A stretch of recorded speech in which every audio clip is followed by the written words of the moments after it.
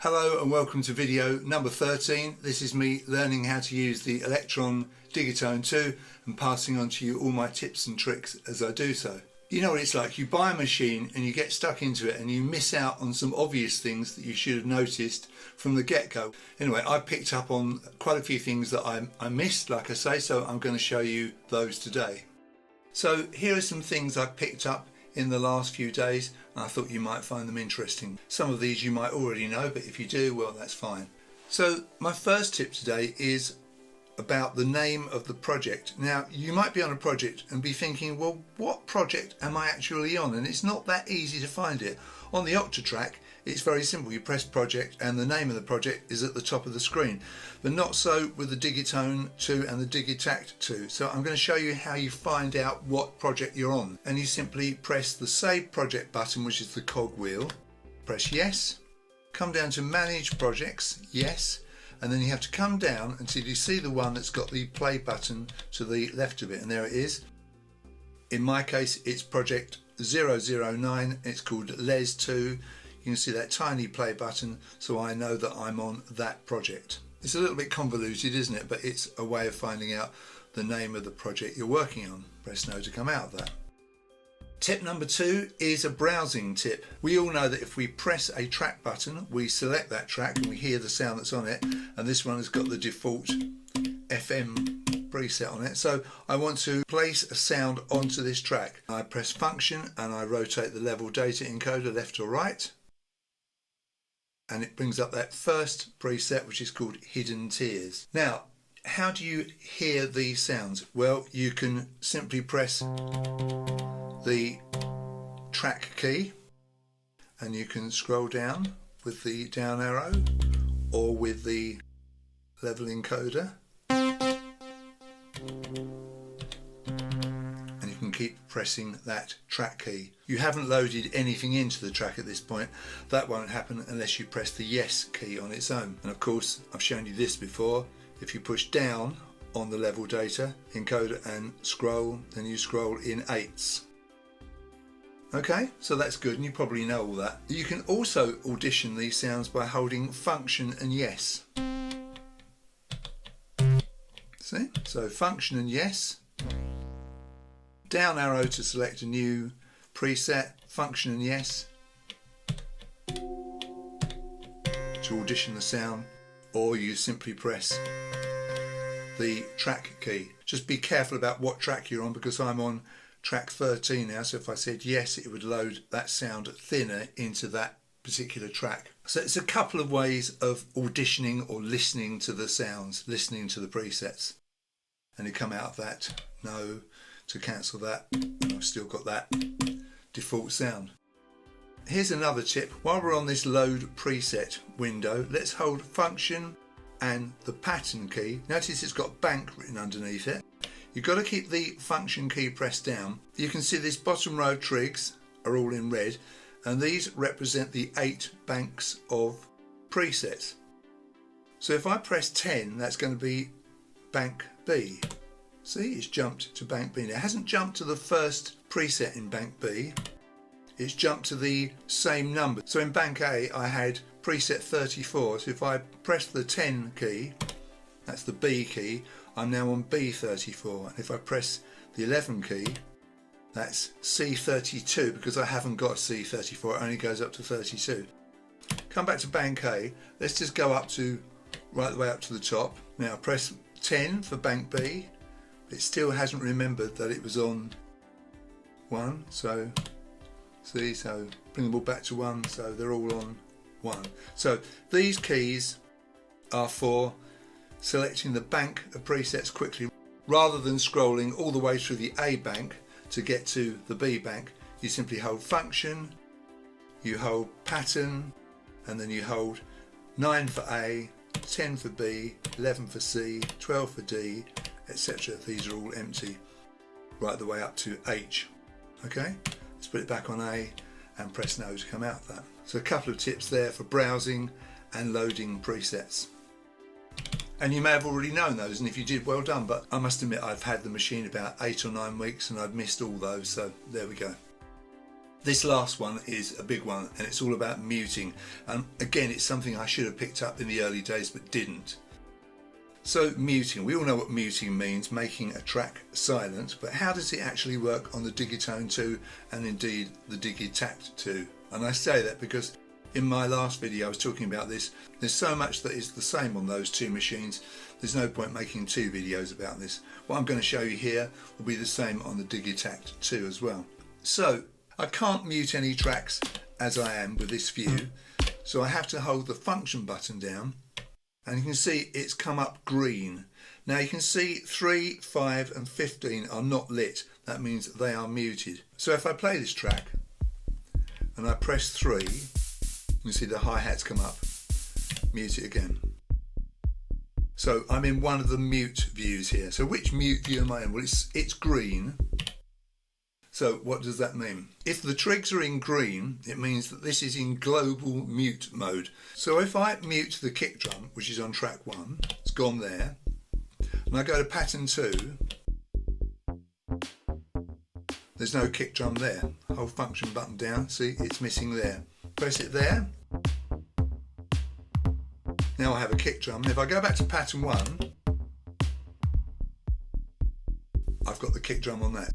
So if this comes up green, this is a global mute for all patterns in the project for that particular track or tracks.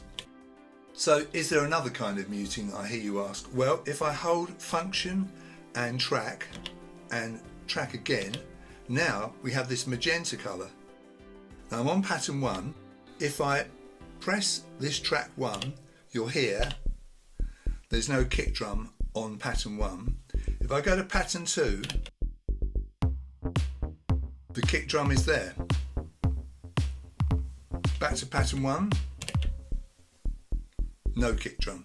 So I'm sure you've guessed by now, if these keys are lit in this magenta colour, it's a mute for that pattern only. Okay, so let's just go over there again. Let's put this on again. So now on pattern 1, I've got a kick drum playing. Turn it off. Go to pattern 2. You see, it's on there. I can mute it there as well, of course. So kick drum on there, pattern 1, it's off. So if you see magenta or purple, whatever you want to call that colour, it's a mute only for that pattern. So green is global, so G, global, green, G, see, it might help you. If you call this colour purple, I suppose you could say pattern mute. Might be a way of remembering it. So if you hold function down, that's just a temporary view of the mutes in whatever mode is up at that point. If I keep the function button down and press the track button, now that's solid. I don't have to keep holding the function button down. And by the way, if I run the track, you can see other tracks flashing that have got notes on them, but you can't hear them, you see, like the hi-hat there. Now, if I hold function and track again, it's gone back to the normal view. Keep pressing track button, back to purple, back to pattern mute, and then press it again, keep holding the function, and you're on global mute. And then from that point on, if you keep holding on to the function button, it toggles between the global mute and the pattern mute. See, if you keep pressing track. And then if you want to come out, you hold function and track, and you're back. You might want to mute your kick drum on all the patterns in a project. So if you want to do that, you need the green mode, that one there. And then if you mute track 1, if your kick drum's on track 1, of course, it will be muted for all patterns in that project. So let's say you've muted a track in green mode. So if I mute this here, okay, and then I subsequently enter purple mode, so I hold the track button down. Now in purple mode, if I press play, keep your eye on track 4, you should see it flash momentarily in green. Did you see it there? Every time it sounds, it flashes in green, just to let me know that that track is muted in global mute mode. There, you see. So if I run this, you won't hear this. There's no bass because it's muted in the global mode. Unmute it, there it is. Now conversely, if I go to the purple mode, and mute it. Okay, so it's gone, so it's muted on this particular pattern, pattern A01. If I go to green mode, which is the global mode, keep your eye on that track 4 and you'll see, like track 3, it's muted in the purple mode. So whichever mode you're on, if it's muted in the other one, it will flash momentarily in that colour. See those purple colours coming up? Okay, let's go into purple mode and unmute those tracks. Now, there's something called prep mutes, which are quite interesting. With the sequencer stopped or running, if I hold the function button down, keep your eye on the top of the screen, can you see prep mute? And it shows in that graphic at the top that track 5 is muted. All the other ones have got solid squares, so they're all playing. Okay, so track 5 is that gal bass, which I don't want to play. Okay, so that's fine. So I'm in purple mode, which is pattern mode. I'm not going to change pattern, so I'm just going to stay on this pattern. Right, let's get the track running. Hold the function button down. Track 5 is muted. We can see that in the graphic because there's a dash there. If I press tracks 3 and 4, they've got X's on them, meaning that they are going to be muted as soon as I lift the function button. They're flashing red. Now lift the function button and they are muted. Let's do that in reverse. Press the function button down. You can see we've got 3 tracks muted now, 3, 4 and 5. Press 3 and 4, keep your finger on the function button. They're now flashing orange and they've got crosses on them, which means to say that they are about to become unmuted. You see, so flashing red, X's, means to say they are about to be muted. Flashing gold, crosses, they're about to become unmuted. So this is preparing your mutes before you want them actually muted. And it's all down to when you lift the function button whether or not they are muted or unmuted. Of course, you can do this for as many tracks as you can physically lay fingers on. So no rec light on, no mute lights on, just playing normally. You can always quickly mute or unmute things by holding the funk button down and